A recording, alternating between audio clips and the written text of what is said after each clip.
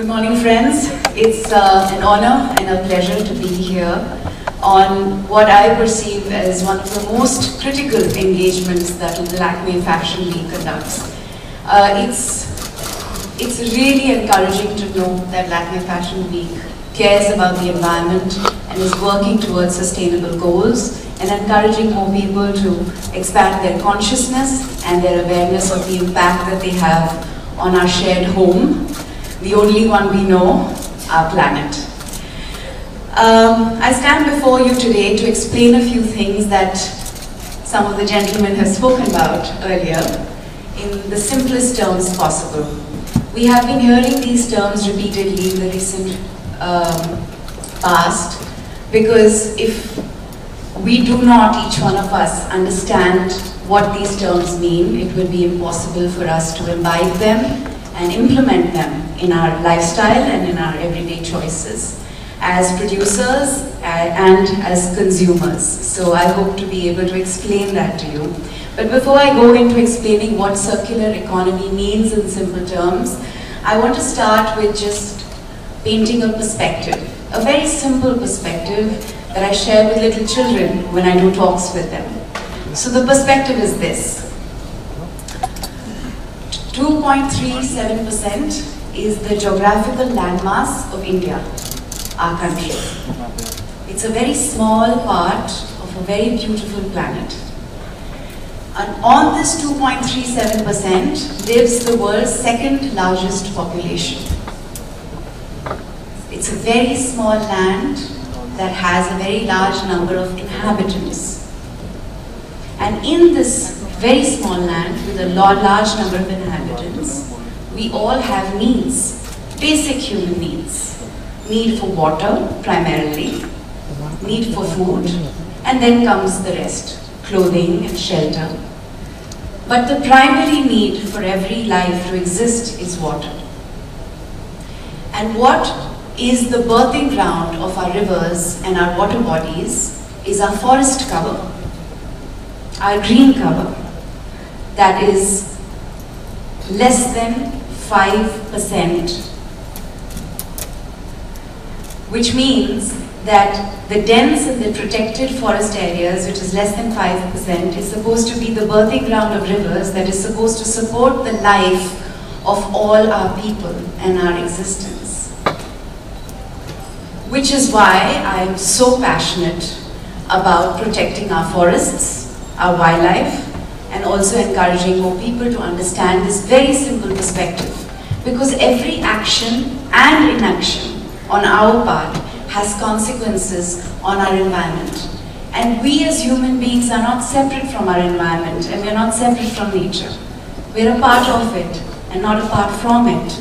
And everything that we do to the environment, we are in fact doing to ourselves. Which is what brings me to explaining why the circular economy and what is the circular economy. Unlike other species on our planet, we are the only species that produces kachra. Right? We make things that we dispose of, but thereby creating waste. And unfortunately, a lot of this waste that we create has nowhere to go. So a lot of it gets incinerated, which means it gets burnt, polluting our air, our soil, and our water. A lot of it lands up in landfills, creating all kinds of toxicity. A lot of it lands up, you see it on the wayside, and then it eventually lands in our rivers, in our oceans, and our water bodies, creating serious amounts of pollution and toxicity. Earth, its resources, living things have been around for billions of years. In nature, there is, like I said, no waste generated. And every iota of waste that nature generates produces new life. So what, the bark of the tree, when it falls, it mingles with the soil, it becomes rich nutrients, it feeds new organisms, and new life is born. And then, of course, this grows. It gets consumed or eaten by another living thing and eventually decomposes, and the nutrients return to the soil, making way for new things to come to life.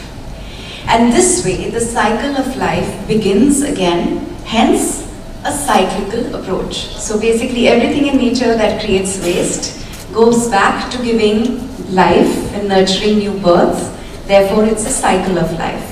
However, as humans, we have adopted a linear approach. We take, we make, and we dispose. Each time we dispose, the waste piles up. As we all know, Earth has finite resources. And as of 2 weeks ago, human beings have exhausted the resources that were made available to us by nature for the entire year 2 weeks ago.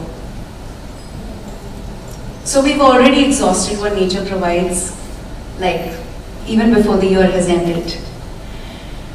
As we all know, the Earth has finite resources, and collectively this impacts our resource efficiency and sustainability. In the circular economy approach, each new object is designed for future reuse, and at the end of its life, it becomes a potential resource. Which means, if we as individuals, as human beings, can draw our consciousness to the materials that we're using to make the things that we consume, be it the food we eat, or the clothes we wear, or the homes we build, or the cars we use, whatever it is that we're using, can we find a way to use technology, science, innovation, and most importantly, creativity and empathy